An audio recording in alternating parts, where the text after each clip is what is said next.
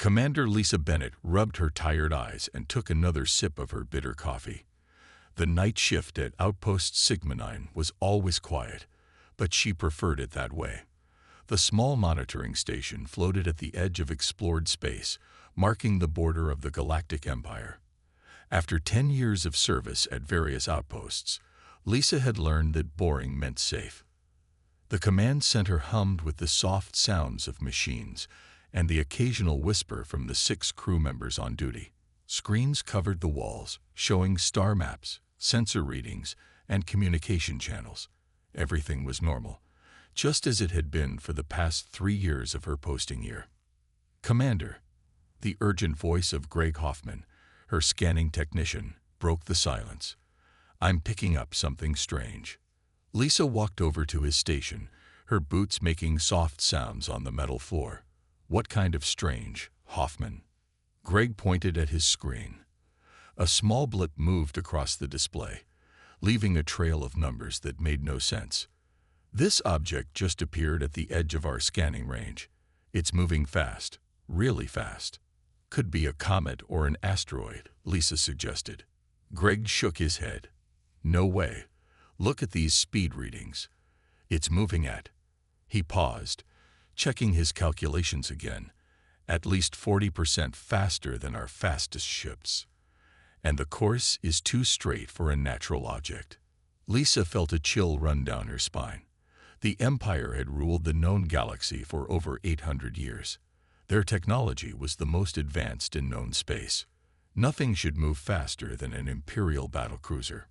"Run a comparison with the ship database," she ordered. Greg's fingers moved quickly over his console. After a minute, he looked up with wide eyes. "Nothing. That ship doesn't match any known design. Not ours, not any of our allies, not even our enemies." Lisa straightened her blue uniform and made a decision. "Sound the alert. I want all sensors focused on that object, and open a channel to Imperial Command." Red lights began flashing as the alert sounded throughout the station. The other crew members rushed to their stations, suddenly wide awake. The face of Admiral Sam Wright appeared on the main screen, his gray eyebrows pulled together in a frown. "Commander Bennett, explain this alert." Lisa stood tall. "Sir, we've detected an unidentified vessel moving through Sector 7. It doesn't match any known ship design, and it's moving faster than should be possible." The Admiral's frown deepened. "Are you certain this isn't a sensor malfunction?"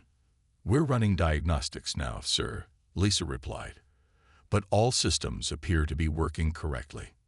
"Send me your data," the Admiral ordered, "and continue tracking this anomaly." For the next few hours, Lisa and her crew watched as the mysterious ship continued its journey through Empire space. It showed no signs of slowing down or changing course. Officer Peter Miller, the communications specialist, tried every known greeting and identification request on all frequencies. No response came back. "Where do you think it's from?" asked Kelly Jones, the youngest crew member. Lisa stared at the screen. "I don't know. In all my years of service, I've never seen anything like this." The ship's path would take it toward the Centauri system, home to millions of Imperial citizens. If it was a threat. Lisa's console beeped. A message from Imperial Command appeared. "Continue monitoring. VATT Your squadron deployed to NTRCET. Stay NTBY. Or FURTAER orders." 3 hours later, Lisa received another message. She was being temporarily reassigned to Admiral Frank Carter's flagship to assist with the interception. As the only officer with xenology training in the sector, her expertise might prove valuable. As Lisa packed her small bag, she looked out the viewport at the stars. The Empire had stood unchallenged for centuries. They had cataloged every known species, explored every reachable corner of the galaxy. Or so they thought. Something new was coming. Something unknown. And it was moving very, very fast. Lisa stepped onto the bridge of the Imperial flagship Dominion and felt small. The command center was 5 times larger than her entire outpost. Officers in crisp uniforms moved between stations with purpose.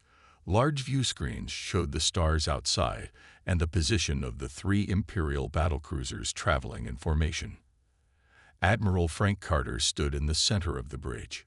He was tall with broad shoulders and short gray hair.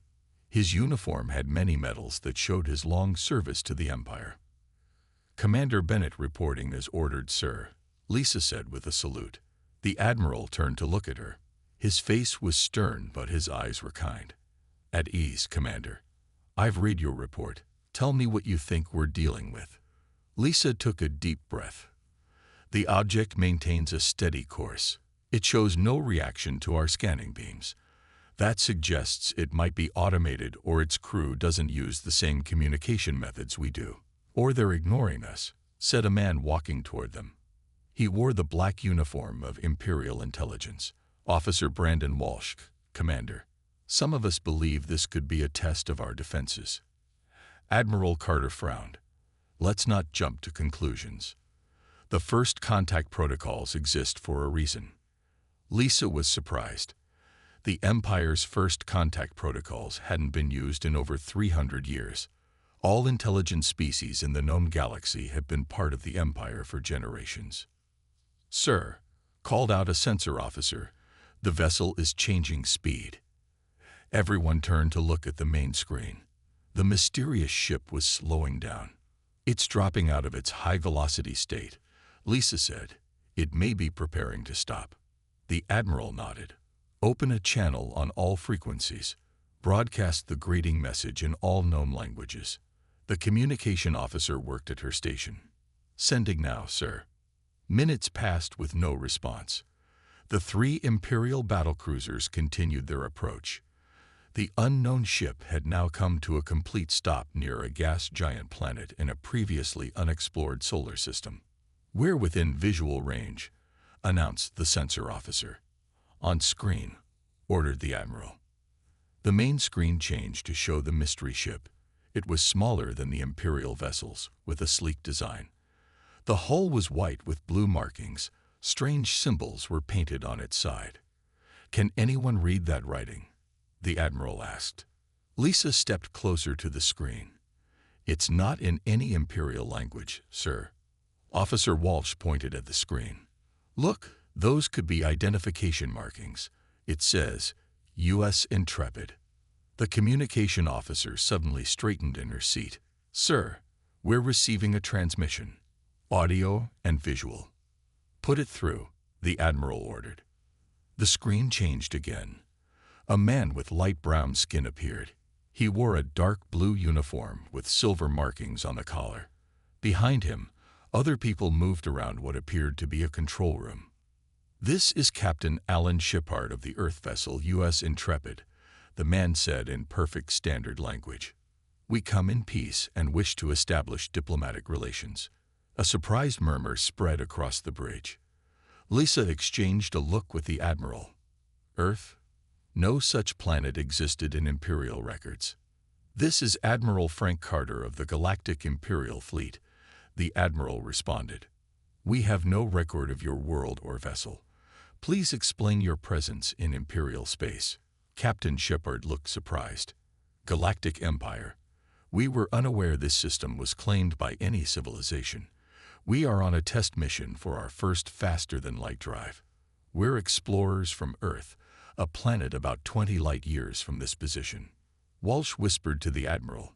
"Sir, no known civilization has developed FTL travel independently of Imperial technology. This is unprecedented." The Admiral nodded slightly.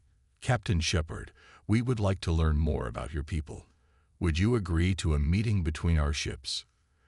The Earth captain hesitated only briefly before smiling. "We would be honored, Admiral.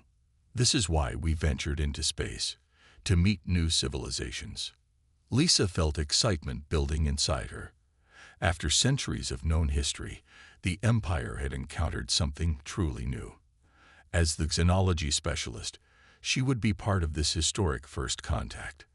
The story of the galaxy was about to change forever. The shuttle from the Imperial flagship docked with the U.S. Intrepid. Lisa stood beside Admiral Carter as the airlock opened. Her heart beat fast in her chest. This was the first contact with a completely new species in over 300 years of Imperial history. Captain Alan Shepard waited for them with 2 other crew members. He smiled and held out his hand. "Welcome aboard the Intrepid, Admiral." Admiral Carter looked at the extended hand with confusion before remembering his briefing on human customs. He reached out and shook the captain's hand. "Thank you for your hospitality, Captain." Lisa studied the humans carefully. They looked remarkably similar to several Imperial species, but with subtle differences. Their ears were rounded, their skin tones varied, and they stood with a certain posture that suggested they came from a higher gravity world. Captain Shepard introduced his officers. "This is my first officer, Diane Williams, and science officer, Olivia Martinez." The Admiral introduced Lisa. "Commander Bennett is our xenology specialist. She was the first to detect your ship." Officer Martinez looked at Lisa with interest. "Xenology? You study alien species. So do I." Lisa smiled. "It seems we have something in common." Captain Shepard led them on a tour of the Intrepid. His ship was smaller than Imperial vessels, but impressive in its own way. The technology was different, following paths of development the Empire had never explored. In the engine room, Lisa stared at the faster-than-light drive with amazement. Chief Engineer Steve Rogers explained how it worked. "Our Alcubierre drive creates a bubble of space-time around the ship. The space in front contracts while the space behind expands. The ship itself doesn't move faster than light. Space moves around it." Admiral Carter exchanged glances with his technical officer. Imperial ships used gravity manipulation for FTL travel.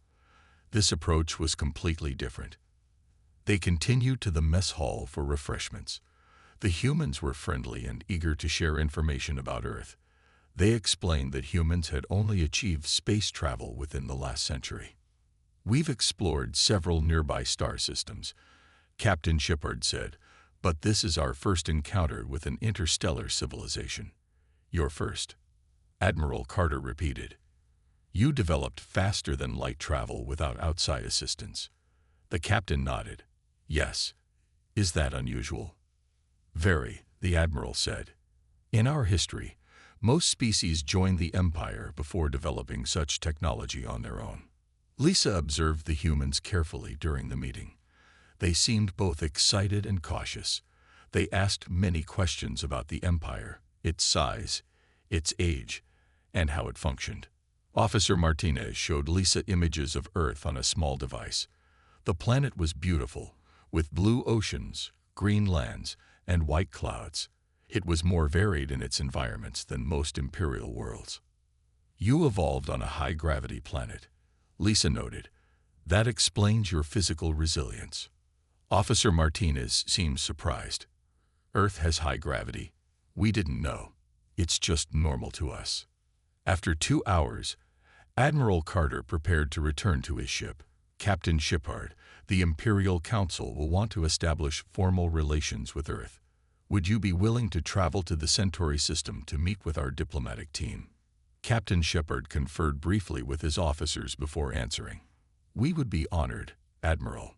This is a historic moment for humanity." As they returned to the shuttle, Lisa noticed Imperial Intelligence Officer Walsh taking detailed notes and scanning everything with a small device. His face showed concern rather than excitement. "What troubles you, Officer Walsh?" Lisa asked quietly. Walsh glanced around to ensure no humans were nearby.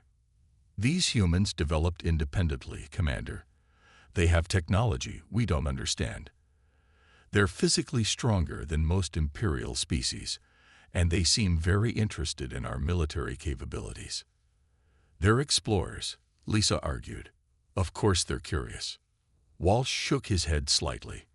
"Perhaps, but the Empire has lasted 8 centuries by being cautious. The Emperor will want a full assessment of whether humanity represents an opportunity or a threat." As their shuttle departed the Intrepid, Lisa looked back at the human ship. She felt both excitement and worry. The Empire was about to change. for better or worse. News of the human encounter spread quickly through the Imperial communication network. By the time the small fleet reached the Centauri system, everyone was talking about the mysterious Earth ship with its strange technology. Lisa stood on the observation deck of the Dominion, watching as the U.S. Intrepid followed them through space. The human ship maintained a respectful distance but kept pace easily. "Quite a sight, isn't it?" Admiral Carter said as he joined her at the viewport. Lisa nodded. "They've adapted to our communication system so quickly. They're fast learners." "Too fast, perhaps," the Admiral said with a slight frown. "The Imperial Council is divided about how to proceed." Before Lisa could respond, her communication device beeped. "Commander Bennett, please report to Conference Room 3. The human delegation has arrived." In the conference room, Captain Shepard and Officer Martinez were speaking with several Imperial officials. A new human had joined them, a man with silver hair and a formal suit instead of a uniform. "Commander Bennett," Captain Shepard said with a smile, "please meet Kevin Rodriguez, Earth's ambassador." Ambassador Rodriguez shook Lisa's hand. "Captain Shepard has told me about your interest in human culture. I hope we can work together during these negotiations." The Imperial officials looked uncomfortable with the casual way the humans greeted each other, but Lisa found it refreshing. "I would like that very much, Ambassador." The meeting began with formal introductions. The Empire's chief diplomat, Lord Valen, led the discussion. He was tall with pale blue skin, a member of the Althorian species that had founded the Empire thousands of years ago. "The Emperor is most interested in learning about your world," Lord Valen said. "A planet developing faster than light travel independently is unprecedented." Ambassador Rodriguez smiled diplomatically. "Earth has always valued innovation. Our history is filled with examples of scientific breakthroughs and military conflicts," added Officer Walsh, who sat in the corner of the room. He activated a screen showing images taken from the Intrepid's database. "Your ship contains records of numerous wars and weapons development." The room grew tense. Captain Shepard straightened in his chair. "We don't hide our history, Officer Walsh. Humans have fought many wars among ourselves, but we've learned from our mistakes. The nations of Earth are united now in peaceful exploration." Lisa noticed how the humans remained calm but alert. They were clearly experienced diplomats. "Perhaps," Lord Valen said smoothly, "we should discuss more pleasant topics. The Emperor has extended an invitation for your delegation to visit the Imperial capital on Althoria Prime." Ambassador Rodriguez looked pleased. "We would be honored. This would be humanity's first official visit to an alien world." As the meeting continued, Lisa studied the interaction between the two groups. The humans asked thoughtful questions about Imperial culture, technology, and governance. They seemed particularly interested in how different species were treated within the Empire. After the meeting, Lisa walked with Officer Martinez through the station gardens. The human scientist was fascinated by the alien plants. "Your empire includes over 500 intelligent species?" Officer Martinez asked. Lisa nodded. "Yes, though the founding species hold most of the power. New members usually go through a lengthy integration period." "And how long does that take?" "It varies, usually several generations." Officer Martinez seemed to consider this carefully. "I see. And during that time, the new species must follow Imperial laws and customs." "Of course," Lisa replied. "The Empire brings stability and progress to all its members." They stopped near a fountain. Officer Martinez looked directly at Lisa. "Commander, I hope you don't mind me speaking frankly. Earth has just discovered we're not alone in the universe. While we're excited about joining a larger community, we value our independence highly." Lisa understood the unspoken concern. "You're worried about being absorbed and losing your identity."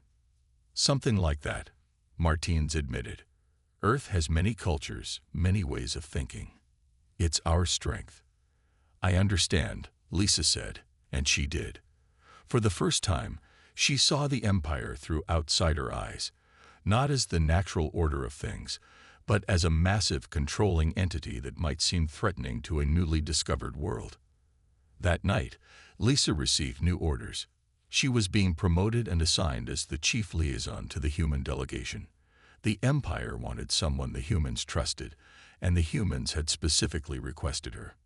The real diplomatic work was about to begin. The imperial capital of Aloria Prime glowed like a jewel against the darkness of space. Massive buildings of crystal and metal stretched toward the sky. Flying vehicles moved in orderly lines between the towers. It was a world of perfect order, the heart of the 800-year-old empire. Lisa stood beside Ambassador Rodriguez on the observation deck of the diplomatic vessel. The human's eyes were wide with wonder.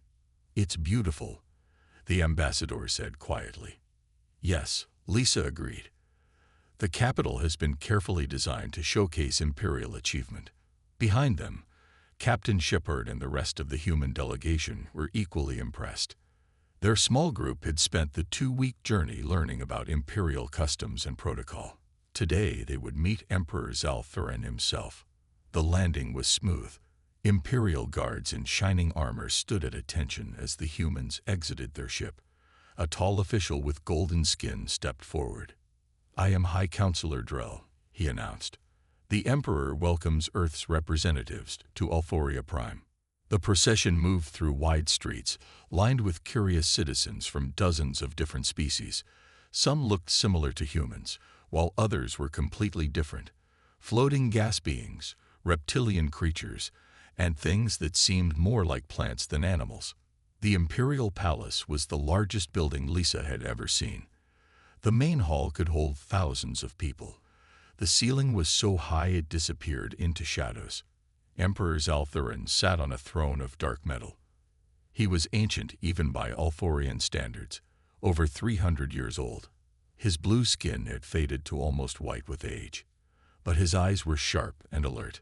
"Approach," the Emperor commanded in a voice that carried throughout the hall. Ambassador Rodriguez walked forward and bowed exactly as he had been instructed. "Emperor Zalthuran, I bring greetings from Earth. We are honored by your invitation." The Emperor studied the humans with interest. In 8 centuries, no new spacefaring race has emerged without imperial guidance. Your world is unique. Earth has always followed its own path, Your Majesty, Rodriguez replied carefully. "So I have heard," the Emperor said. "Your independence is admirable, but may be challenging." Lisa noticed Officer Walsh standing near the Emperor's advisors. He had clearly been reporting directly to the imperial court. The formal meeting continued with speeches and ceremonies. The humans handled themselves well, following the complex rituals without mistakes. Captain Shepard presented a gift, a small device containing Earth's music, art, and literature. The Emperor seemed genuinely interested in this cultural exchange. Later, at the reception, Lisa found herself speaking with Chief Science Advisor Mira. The small 4-armed alien was fascinated by human biology. "Your species evolved with remarkable adaptations," Mira said. "High gravity, extreme temperature variations, exposure to radiation. Earth must be a harsh world." "We just call it home," Lisa said with a smile. She had grown fond of the humans during their journey. Across the room, Imperial military officers were talking with Captain Shepard about Earth's defense capabilities. Their questions seemed casual, but Lisa could sense their real purpose. They were assessing potential threats. "Your liaison work has been exemplary," Commander Bennett said, a voice behind her. Lisa turned to find Lord Valen watching her. "Thank you, my lord," she replied with a formal bow. "The humans trust you," he continued. "That is valuable. The Emperor has decided to send a diplomatic mission to Earth. You will lead the Imperial delegation." Lisa tried to hide her surprise. Such an assignment was a great honor and responsibility. "I am grateful for the Emperor's confidence." Lord Valen's voice dropped lower. "Not everyone shares his optimism about these humans. Some believe they could destabilize the Empire. Your reports will shape our future relations." Lisa understood. She was being sent to evaluate Earth as a potential ally or threat. That evening, She found Ambassador Rodriguez alone on a balcony, looking at the 3 moons of Althoria Prime. "Beautiful night," she said, joining him. He nodded. "Very different from Earth's single moon. So much is different here." "I'll be visiting your world soon," Lisa told him, leading the Imperial delegation. The ambassador smiled. "Excellent news. You'll enjoy Earth. It's not as organized as the Empire, but it has its own kind of beauty. I look forward to seeing it," Lisa said honestly.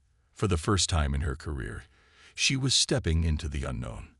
Earth and its humans were changing the Empire already, bringing new ideas and challenges to a civilization that had grown too comfortable with its own power. The real test was still to come. The Imperial diplomatic vessel emerged from faster-than-light travel near the edge of Earth's solar system. Lisa stood on the bridge beside Lord Valen, watching as the blue-green planet grew larger on the view screen. "So this is Earth," Lord Valen said with mild interest. "It looks rather ordinary." "According to our research, it has more environmental variety than most Imperial worlds," Lisa replied. "From ice caps to deserts to rainforests." The diplomatic mission consisted of 3 ships carrying representatives from the major Imperial species. Many were visiting Earth out of curiosity rather than diplomatic necessity. Few believed that this single planet could offer much to the vast empire. As they approached Earth, Lisa noticed something unusual. Dozens of small spacecraft positioned in defensive formations around the planet. "Quite a greeting party," Lord Valen noted with surprise. The communication officer called out, "We're receiving a transmission from Earth Defense Command." A stern-faced human appeared on screen.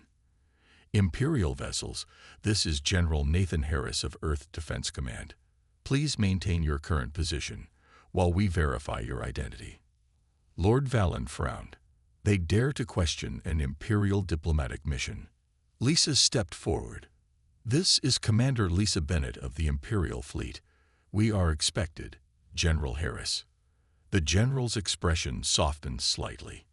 "Commander Bennett, Ambassador Rodriguez informed us of your arrival. Please proceed to these coordinates. Your escort will meet you there." The Imperial ships moved forward, now flanked by smaller Earth vessels. The human ships were clearly military in design, compact and well-armed. "I had no idea Earth had such a substantial defense force," Lord Valen said quietly to Lisa. "Humans have fought many wars among themselves," Lisa explained. "They've developed significant military technology." As they entered Earth orbit, sensors detected hundreds more spacecraft and orbital platforms. For a civilization that had only achieved space travel within the last century, Earth's space presence was impressive. The landing site was a large facility outside a city called Geneva. A formal reception awaited them, with Ambassador Rodriguez, Captain Shepard, and many Earth officials present. News cameras recorded the historic moment as the Imperial delegation set foot on Earth for the first time. "Welcome to Earth," Ambassador Rodriguez said warmly. "We hope your stay will be both productive and pleasant." The first day was filled with tours and meetings. The Imperial delegates were shown Earth's scientific achievements, cultural landmarks, and natural wonders. Lisa noticed that Lord Valen and the other Imperial officials were gradually becoming more impressed by what they saw. On the second day, disaster struck without warning. Lisa was in a meeting with Earth scientists when alarms began to sound. Ambassador Rodriguez rushed into the room, his face pale. "Commander Bennett, we've just received word that a rebel faction has attacked your diplomatic vessels in orbit." Lisa jumped to her feet. The Empire had dealt with rebel groups before, but they rarely dared to attack Imperial ships directly. "We need to contact our fleet," she said urgently. "Our communication center is this way," Rodriguez replied, leading her quickly through the building. In the Earth Command Center, screens showed the battle in orbit. 3 ships bearing the markings of the Freedom Alliance, a known rebel group, had ambushed the Imperial diplomatic vessels. The Imperial ships were larger but had been caught unprepared. "Our defense forces are responding," General Harris announced as he entered the room. Lisa watched in amazement as dozens of Earth fighters launched from orbital platforms. They were small compared to Imperial ships, but moved with incredible speed and precision. Lieutenant Jake Sullivan led the Earth Squadron.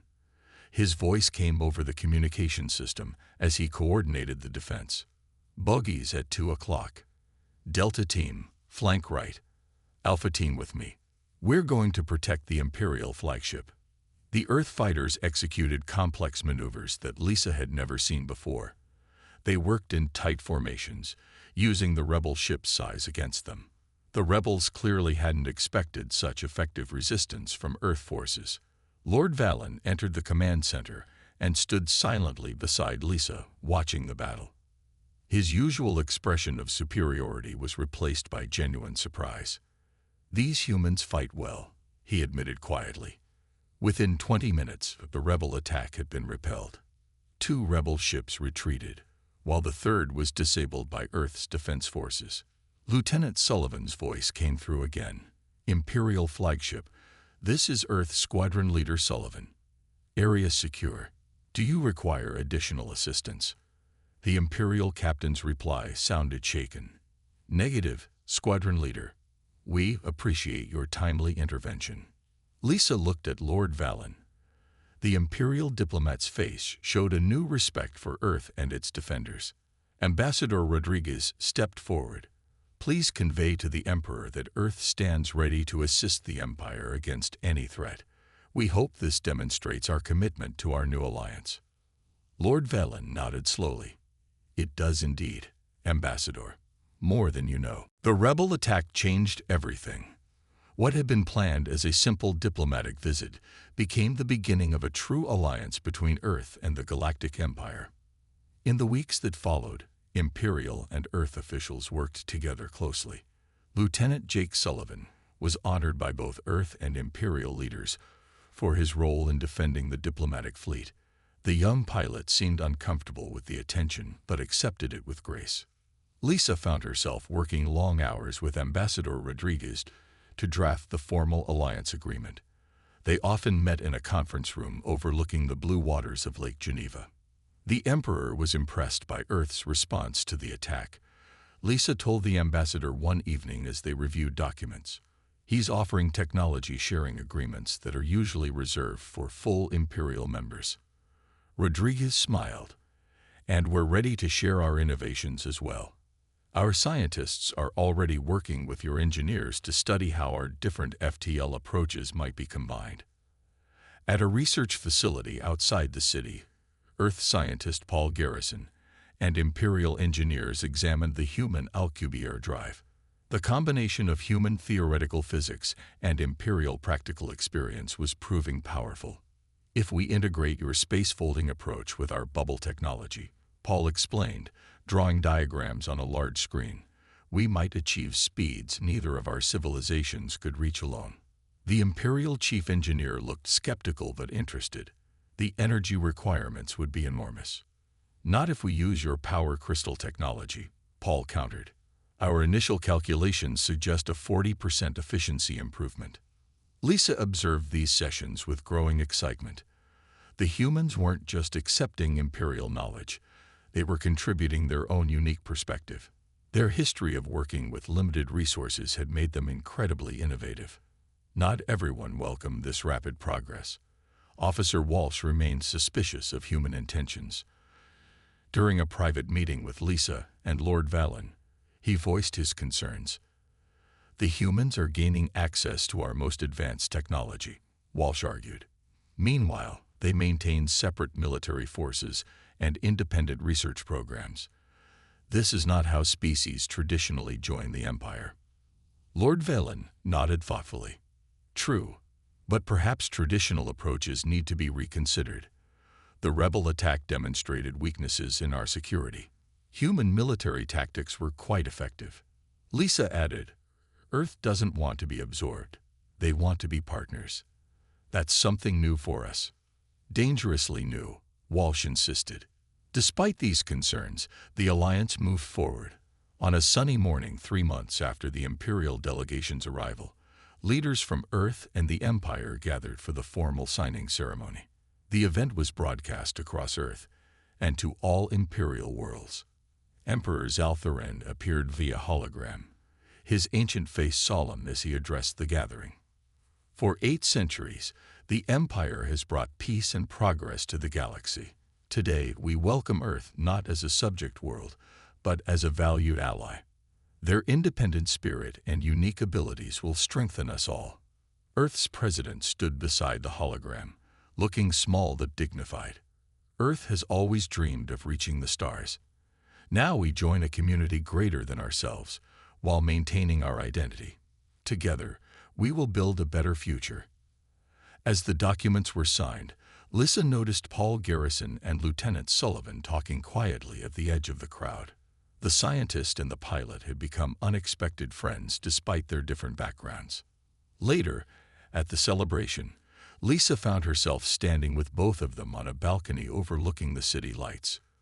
"What do you think happens next?" Sullivan asked, looking up at the stars. Paul smiled. "Everything changes. Your ships, our drive system. Their empire, our independence. It's all going to evolve into something new." Lisa considered this. The Empire had remained largely unchanged for centuries. Change was uncomfortable for many Imperial officials. Some, like Officer Walsh, saw it as a threat. But perhaps it was necessary. The old Imperial saying is, "Stability brings prosperity," Lisa said. "But perhaps we've been too stable for too long." Sullivan nodded. "On Earth, we say adapt or die. Species that don't evolve eventually fade away." As they spoke, a message arrived for Lisa. The Emperor had appointed her as the permanent Imperial representative to Earth, with the rank of governor. She would oversee the integration of human innovations into the Empire. The stars seemed brighter that night, filled with new possibilities. The chance encounter with an unidentified fast-moving ship had set both civilizations on an unexpected course, toward a future neither could have imagined alone. 1 year passed since the day the U.S. Intrepid first appeared on Imperial sensors. The galaxy had changed more in those 12 months than in the previous century. Earth officially joined the Galactic Empire as a semi-autonomous region.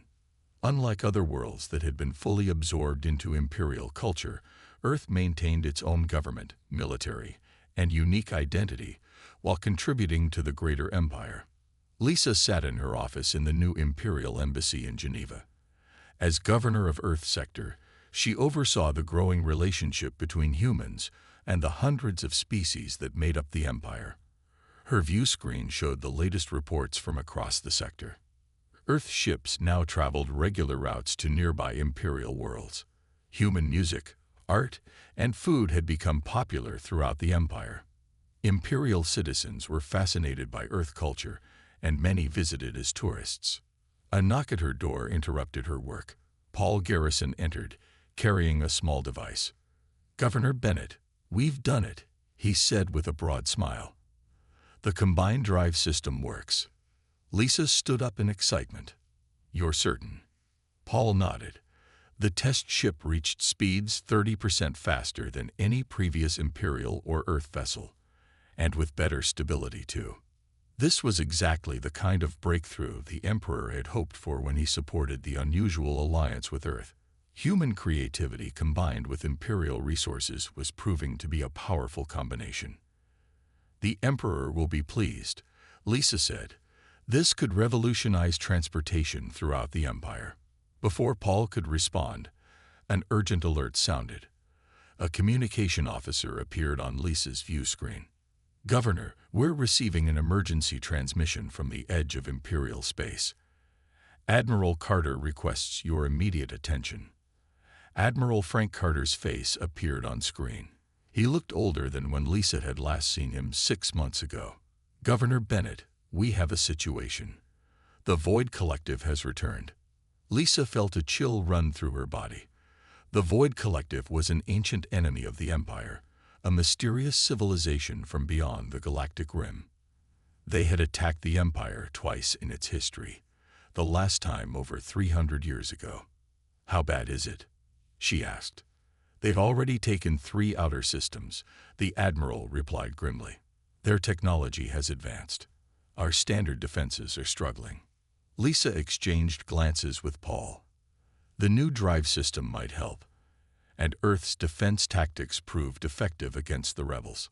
Exactly why I'm contacting you, Carter said. The Emperor has ordered a combined fleet.